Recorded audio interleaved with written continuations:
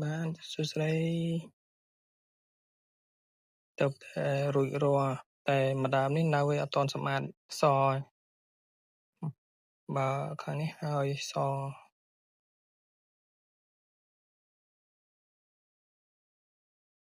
ថ្ងៃនេះថ្ងៃពុធទី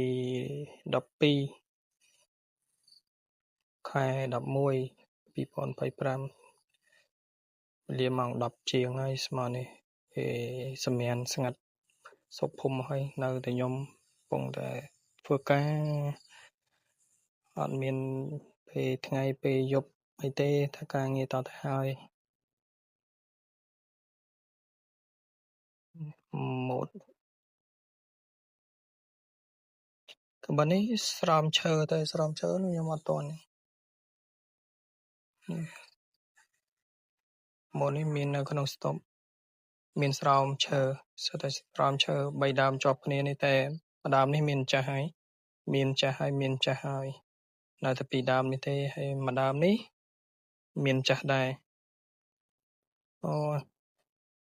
ម៉ូតនេះជាងមកគេអត់ធ្វើទេថាសផងនេះផង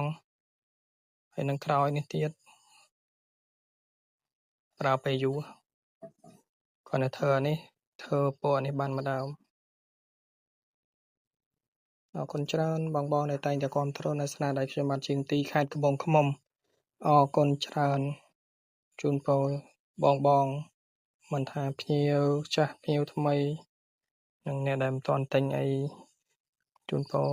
សំណាងល្អទាំងអស់គ្នាអរគុណច្រើនបង